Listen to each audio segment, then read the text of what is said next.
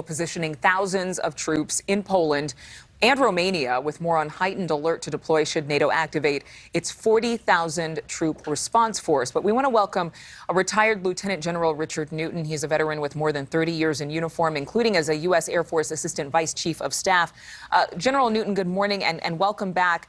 Now, I know that President Biden and Pentagon officials, they vowed that U.S. soldiers will not fight in Ukraine, which is a part of NATO. They're providing humanitarian support. Could that change, especially if war is indeed imminent, as we've heard? Well, good morning, Adrienne. It's always good to be with you. Great reporting at the top of the block. Lots of diplomacy and certainly strategic brinkmanship going on right now. But in terms of the military aspect of this, Ukraine is not part of NATO. And right now, NATO has been very clear and not, really underscoring its unwillingness to really, enlarge NATO at this point. So we'll put that off the table for just a moment. We have sent several thousand troops to Europe in places such as Poland and the UK and elsewhere. We've got B-52 stationed at Fairford, England. We've sent F-35 stealth jets and a really very large contingent of the 82nd Airborne, on top of U.S. military presence, which includes 80,000 U.S. troops who've been there for years and so forth. But in terms of if Putin was so unwise to invade Ukraine, you would not see the engagement of U.S. troops. We would, and I think it would be extremely wise to hold back and not get involved with a kinetic conflict, if you will.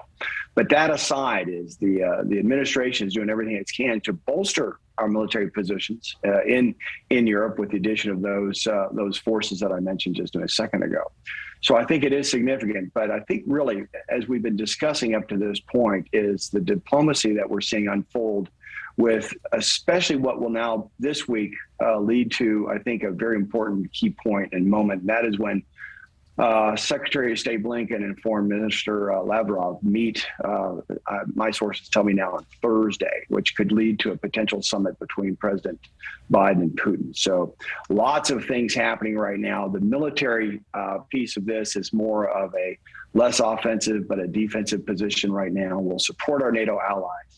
And the bottom line with U.S. troops is, unless a NATO partner is attacked, that's when you would see the offensive engagement of U.S. forces. But up to that point, and based on longstanding policy, you won't see that. Well, thank you. And thank you for clarifying there. Just to be clear, Ukraine is not a part of NATO. We've known that. Correct. That's Putin's biggest fear, is that Ukraine will be welcomed in. But is there even a chance of diplomacy at this point?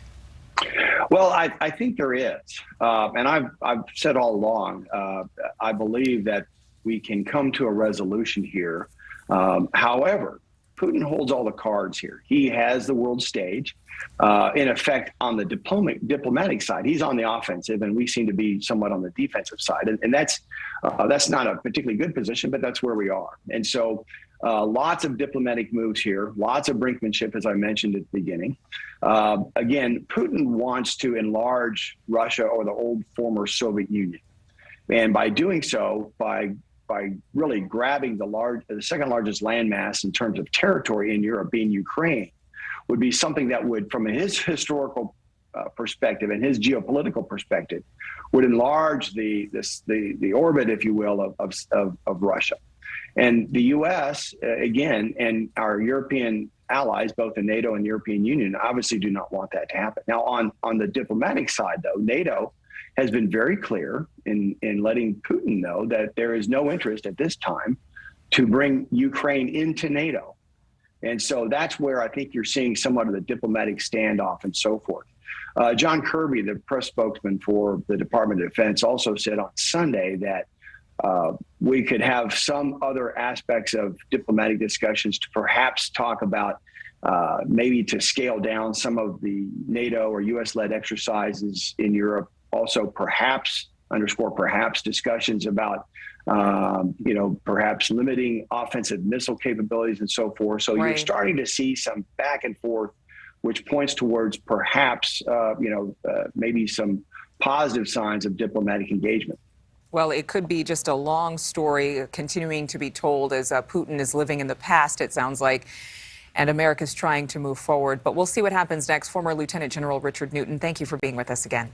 Thank you so much for watching. Make sure to click on the red subscribe button below so you can get more of NewsNation's fact-driven, unbiased coverage.